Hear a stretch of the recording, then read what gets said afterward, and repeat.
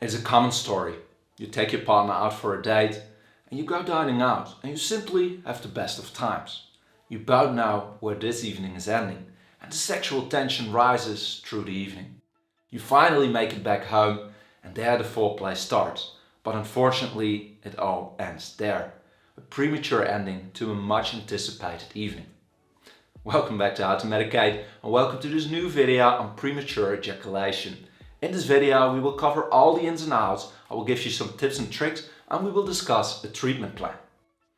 This video is part of a video series on mental health problems and on sexual problems. You can find both playlists in the description and watch them after watching this video, of course. For those of you meeting for the first time, my name is Raoul. I'm a medical doctor from the Netherlands and I'm making weekly medical videos to educate myself as well as you, my viewer, because educated people make healthier decisions, which is the whole point of this video. And this video also comes with a quick disclaimer. It's meant purely informative. This is not medical advice, and if you're looking for medical advice, you know, just contact your own doctor. And now let's get learning. So as promised, we will start by explaining exactly what premature ejaculation is. And of course, like all of you, I started with Googling it. And Google defines it as following. Premature ejaculation occurs when a man ejaculates sooner during sexual intercourse than he or his partner would like. Although medically speaking, there is no uniform definition to diagnose premature ejaculation. The International Society of Sexual Medicine speaks of ejaculating within 1 minute after penetration, and on the other hand, the International Classification of Diseases, the ICD-10, uses a cutoff of 15 seconds from the beginning of sexual intercourse. Myself, I tend to follow the first definition. Premature ejaculation mostly is a problem when you and your partner feel it's a problem and when you and your partner feel it's premature. Having said this, it can have severe consequences. For example, it can lead to relationship problems, cause stress and anxiety, and in severe cases it can occasionally cause fertility problems. Now you probably wonder what can cause premature ejaculation, and unfortunately that's not clear yet, although it's thought to be caused by a combination of biological and psychological factors. Common biological factors may be erectile dysfunction, abnormal hormone levels, mostly a low testosterone, an infection of your prostate, side effects of the medication you're using, or it may be caused by your genetics. Psychological factors may be mental health problems like a depression, experiencing a lot of stress, and previous sexual traumas like abuse or rape. In addition, relationship problems, experiencing a lot of stress, and performance anxiety may also contribute to the problem. Which brings us to the question, how common is premature ejaculation? And this was quite a hard question to answer, as the time it takes an average man to climax varies a lot, and furthermore the desired duration of sex is variable among different couples. However, most studies estimate that the prevalence during the previous 12 months is between 20 and 30% of men over 18, which makes it a very, very common complaint. Now, it's not necessarily a cause of worry if you experience this infrequent. However, it would be wise to contact your doctor if you're almost always ejaculating within 1 minute after starting intercourse, if you can delay ejaculation during sexual activity, or if you constantly feel stressed when thinking or committing to sexual intercourse and therefore tend to avoid it. Now, it can be embarrassing to discuss premature ejaculation with your doctor, but please make sure to do so, as this can lessen your worries, lessen your stress, and moreover, premature ejaculation might be a treatable problem. Which brings us to a treatment plan for premature ejaculation. First off, always contact your own doctor and discuss premature ejaculation with them. Your doctor will inform about your medical history, about your current problems and symptoms, and afterwards he might or she might do a physical examination and do some blood tests. If necessary, your doctor could also refer you to a urologist or a mental health professional, depending on the underlying medical problem and cause. And when taking a look at the treatment options available, there are usually 4 pillars: self-help techniques, counseling, medication, and exercises.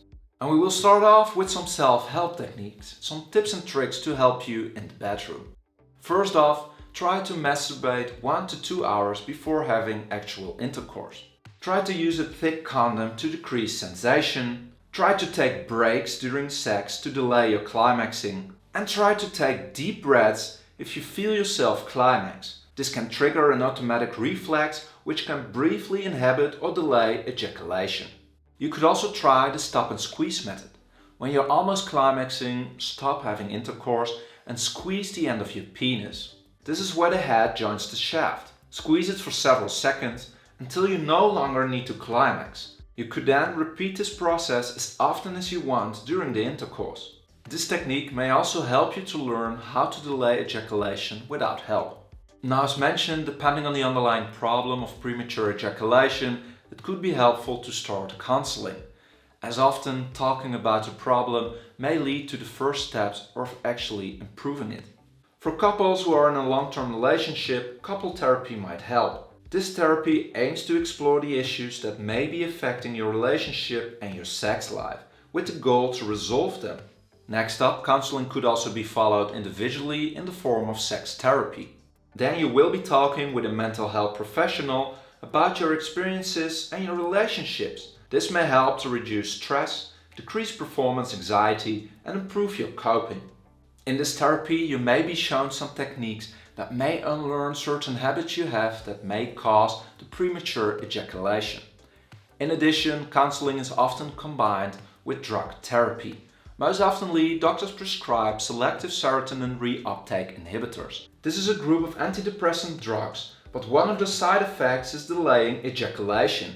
Evidence suggests the delay of 6 to 20 times greater than before the usage of SSRIs, and most men may discontinue the treatment within a year. Dapaxetin, paroxetin, sertraline or fluoxetine are prescribed. Now, more information on any of these drugs can be found in the playlist in the description, where I made some in-depth videos on each of them. Another therapeutic option could be the usage of anesthetic creams or sprays. These should be applied on your penis 10 to 15 minutes before intercourse. This can make your penis less sensitive, delaying ejaculation. It's advised to combine these with the usage of a condom. Your doctor might choose to prescribe lidocaine or prilocaine. And the last treatment option, as mentioned, is pelvic floor exercises. A study from 2014 found that strengthening your pelvic floor muscles may have a big impact on how long it takes you to climax. By strengthening the pelvic floor, men dealing with premature ejaculation could increase the time it took them to climax by controlling their ejaculatory reflex. This process may take you several weeks to months, first to learn how to do the exercises correctly and then to build the proper amount of muscle.